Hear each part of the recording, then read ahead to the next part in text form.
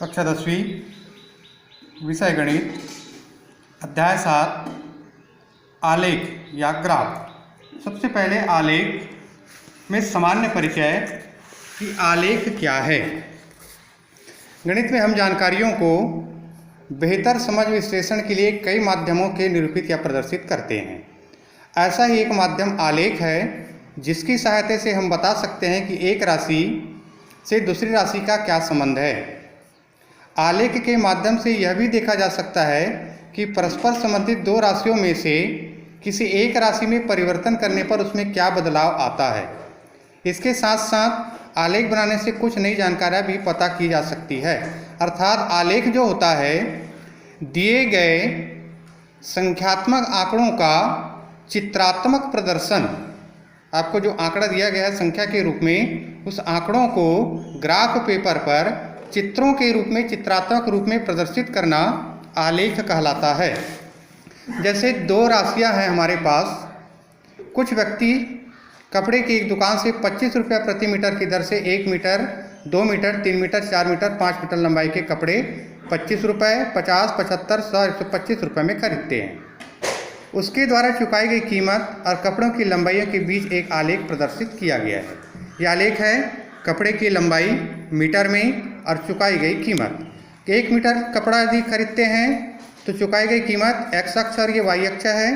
इस पर लेते हैं 1 मीटर कपड़े का मूल्य 25, 2 मीटर कपड़े का मूल्य 50, 3 मीटर कपड़े का मूल्य 75, 4 मीटर कपड़े का मूल्य 100 और 5 मीटर कपड़े का मूल्य आएगा 125 रुपये। तो इस तरह से आइए हम देखते हैं। इसी तरह से ये दूसरा आलेख है कि एक क्रिकेट के एक मैच में एक टीम द्वारा शुरू के 10 ओवर में बनाए गए रनों की संख्या इस प्रकार है 5, 4, 8, 7, 2, 5, 4, 4, 2, 3। अब इन ओवरों की संख्या उसके रनों के बीच को संख्या को लेते हुए यदि आलेख बनाया जाए, ये ओवर की संख्या x अक्ष पर और इन ओवरों में बने रनों की संख्या को y अक्ष पर। तो पहले एक ओवर में बनता है ये 5 रन, दूसरे ओवर में बनता है 4 रन, तीसरे ओवर में बनता है 8 रन, चौथे ओवर में बनता है 7 रन, पाँचवें ओवर में बनता है 2 रन, इसी छठवें ओवर में बनता है 5 रन, सातवें ओवर में 4 रन, 8वें ओवर में 4 रन, 9वें ओवर में 2 रन और 10वें ओवर पर बनता है ये 9 रन। तो ये आलेख और पहले जो दिए गए आलेख थे, इसमें देखना पहले आलेख में ग्राफ जो प्राप्त हुआ था एक सीधा सरल रेखा था, क्योंकि उनके आंकड़ों के बीच जो मान था वो एक निश्चित अनुपात में था। और यहाँ पर दिया गया आंकड़ों जो है एक निश्चित अनुपात में नहीं है, जिसके कारण यहाँ पर प्राप्त आलेख जो है सीधा टेढ़ा मेढ़ा प्राप्त हो रहा है। यदि उनके बीच अनुपात निश्चित होता है तो आलेख एक सीधा सरल रेखा प्राप्त होता है, और अनुपात जो है अनिश्चित होता है तो उनके बीच आलेख जो है वक्ररेखा के रूप में प्राप्त होता है। आइए हम देखते हैं आलेख किस प्रकार से बनाते हैं। हमको आलेख बनाने के लिए दो तरह के आंकड़ों की जरूरत होती है। एक को हम x अक्ष और दूसरे को y अक्ष पर दर्शाते हैं। क्या इन आंकड़ों को हम किसी भी अक्ष पर दर्शा सकते हैं कि किस आंकड़े को किस x अक्ष पर और किस आंकड़े को y अक्ष पर दर्शाना है? इसके लिए कुछ आधार होते हैं।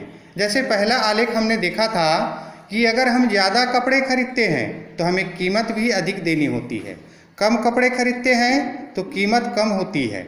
उदाहरण से इसमें यह एक उदाहरण है, जब एक राशि दूसरी राशि को प्रभावित करती है तो चुकाई गई कीमत कपड़े की मात्रा पर निर्भर करता है। अतः हम कह सकते हैं कि कपड़े की मात्रा एक मुक्त या स्वतंत्र चर है, जबकि चुकाई गई कीमत जो है उस पर आश्रित है।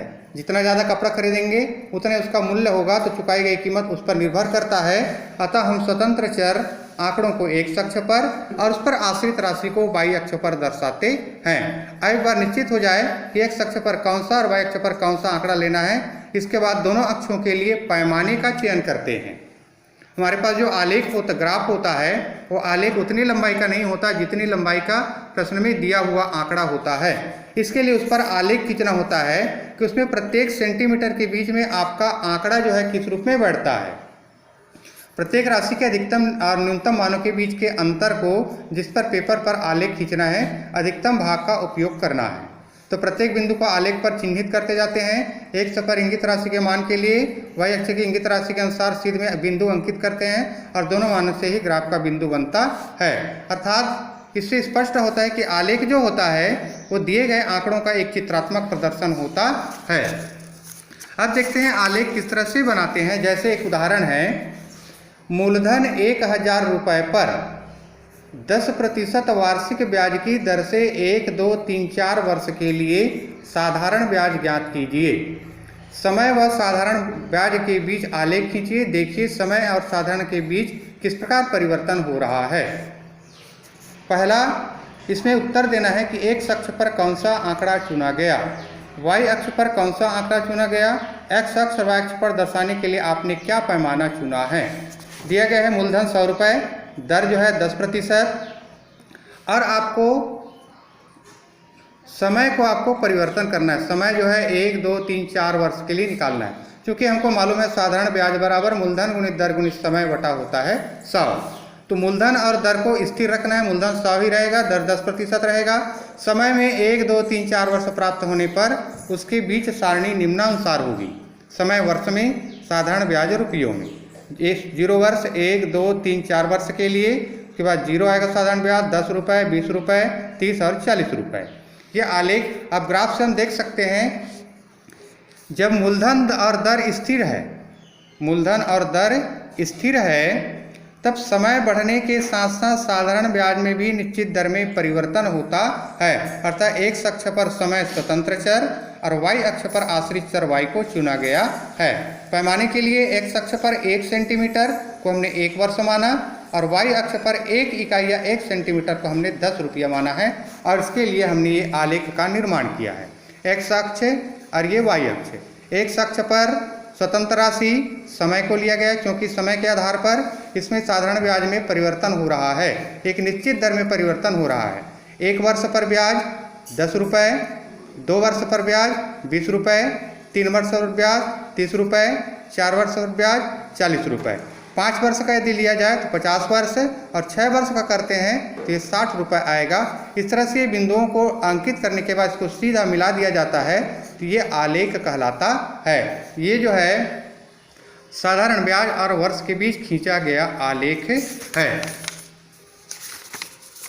इसी में देखना प्रश्नावली में सवाल आता है कि नीचे दिए गए आलेखों को देखकर बताइए कि क्यों आलेख एक सरल रेखा है और आलेख भी वक्र रेखा है। समय यहाँ पर दिया गया है, x अक्ष पर समय सप्ताह में लिया गया है और पौधों की ऊंचाई सेंटीमीटर और इनके बीच आलेख जो प्राप्त होता है, 1 सप्ताह में पौधा जो है 2 सेंटीमीटर बढ़ता है, 2 सप्ताह में 4, 3 सप्ताह में 6, 4 सप्ताह में 8 और 5 सप्ताह में 10 सेंटीमीटर। अर्थात जैसे जैसे सप्ताह के दिनों की संख्या बढ़ती जाती है, पौधों की ऊंचाई में भी एक निश्चित अनुपात में वृद्धि होते जाता है। इसलिए दोनों के बीच अनुपात निश्चित है तो प्राप्त आलेख जो होता है एक सरल रेखा होता है। इसी तरह से आलेख 2 है। यहाँ पर समय घंटों में और चली गई दूरी के मध्य एक आलेख खींचा गया है। पहले 1 घंटे में ये 2 मिनट की दूरी तय करता है, 2 घंटे में 3 मील, 3 घंटे में फिर 4 मील, 4 घंटे में भी 4 मील, 5 घंटे में 5 मील की दूरी तय कर। क्योंकि यहाँ समय और चली गई दूरी का जो अनुपात है वो अनिश्चित है, निश्चित नहीं है, इसलिए इसके द्वारा प्राप्त आलेख जो होता है ये वक्र के आकार का प्राप्त होता है। ये आलेख खींचने का तरीका सरल रेखा और वक्र रेखा के बीच में।